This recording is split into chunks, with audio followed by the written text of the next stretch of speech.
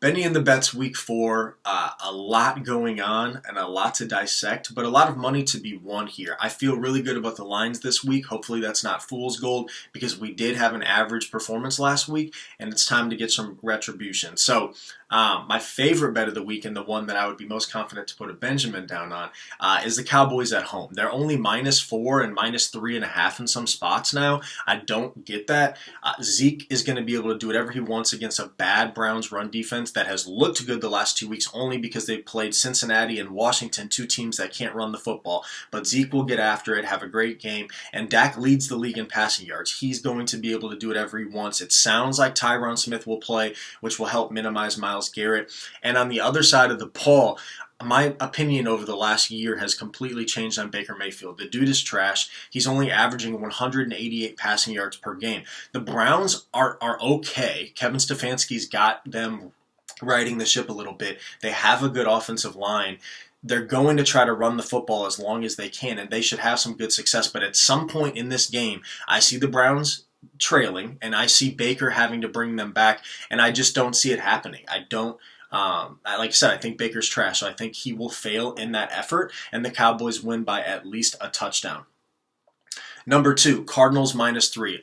Cliff and Kyler in year 2, I've been all on it. They're 2-1. They almost went 3-0, just losing to the Lions last week, I believe.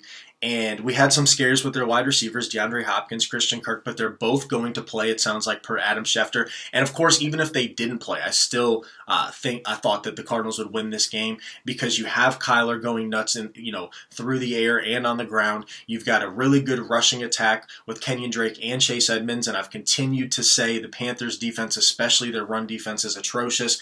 Cardinals offense should be able to do whatever they want to do, put up a ton of points. Panthers continue to be without Christian McCaffrey. I do like the Panthers from a fantasy perspective, and I do like Teddy Bridgewater. I definitely don't see this as a blowout, but I do like Cardinals covering -3. The Seahawks are now only -5, and I get that they're coming from the West Coast all the way over to the East Coast, and they're playing an early game. But this is let Russ cook season. This is Russell Wilson. Chris Carson's going to play. Ryan Fitzpatrick should have a great game. This is another great fantasy game because there's no Adams for Seattle, and there's no Byron Jones for Miami. But at the end of the day, when the dust settles, do I think Seattle and Russell Wilson, who is the leader in the MVP race for me, who has more touchdown passes through 3 games, I think, than anyone in NFL history. Do I think they win by a touchdown? Yes, I do. Then you have the Lions who, the money line is great. If you want to be a little smarter, they're now +3. I was looking at it and I hopped on it earlier when it was +4.5, +5. But still, we have more news that helps us feel good about the Lions. I'm always going to back my boy Matt Stafford. And now we have the Saints who will be without Michael Thomas, Jared Cook, and then some of their best defensive players as well, Marshawn Lattimore, Marcus Davenport, and Janoris Jenkins. So Lions at home in a spot I already liked them. Stafford should be able to do whatever he wants. Obviously, the Saints are a good team and they can definitely win. But if you just take the smart money and take Lions +3, really, really like that. And then there are a couple of over-unders I like. Now, we missed on an under last week, and unders have not been smart bets. However, I am going to go back to the well with the Bills and Raiders because their under I've seen set at 53 or 53.5, and I think that's pretty high. Josh Allen, who's in the MVP race, could definitely put up 35 points again. But if you look at the other side of the ball, I don't necessarily see him putting up 35, okay? And then on the other side of the ball, we have Derek Carr, who will be without Bryan Edwards. Sounds like he'll be without Henry Ruggs. And the Bills have one of the best defenses in football.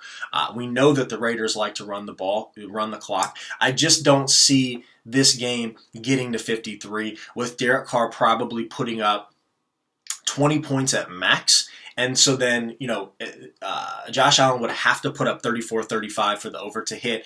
And I just like the under there, not 100% confident by any means, but I like that. And then I do like an over. So maybe I should have started with this one. The Rams and Giants over is set at only 48 or 48.5. And, the Rams could get close to getting there by themselves. The Rams have been great so far this year.